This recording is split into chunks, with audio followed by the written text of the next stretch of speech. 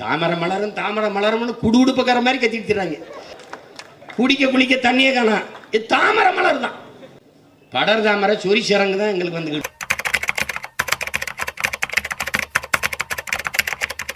கொடுமையெல்லாம் எங்கே வருது? இப்போ இங்கே 5ஆம் வகுப்புக்கு 8ஆம் வகுப்புக்கு பொது தேர்வு. அமைச்சர் 8ஆம் வகுப்பு பாஸ் பண்ணல.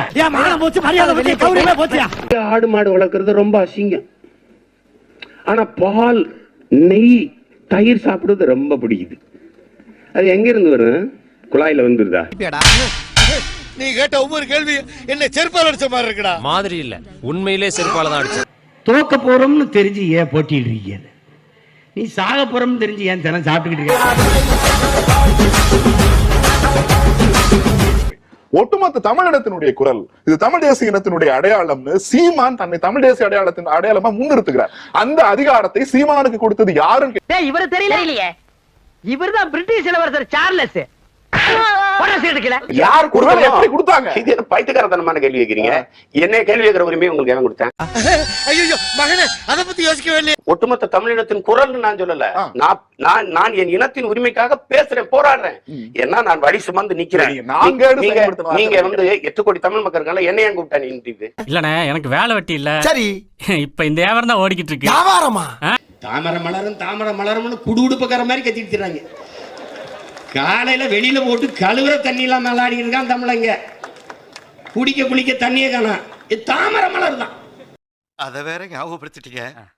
நெஞ்சமெல்லாம் பொண்ணா இருக்கு தம்பி, மறக்க முடியல. படர் தாமரை சொரி சிறங்கு தான் எங்களுக்கு வந்துகிட்டு இருக்கு. கருப்பே குசும்புக்கார. பெட்ரோலுக்கு வரி இல்லை, அதானியின் மின்சாரத்துக்கு வரி இல்லை, மல்லையாவின் சாராயத்துக்கு வரி இல்லை. ஆனா ஒரு ஓலை குடிசையில ஒரு 7 அப்பத்தாம் உடையிற ஓலக்கொட்டானுக்கும் ஊறுகாய்க்கும் வரி இருக்கு. ஆனா மனசார சொல்றேன்டா, சத்தியமா நீ எல்லாம் ஊருப்பட மாட்ட, ஊருப்படவே மாட்ட. பேருந்து நிலையத்தில் நின்ன பிள்ளை 5 பிள்ளை செத்து போச்சு.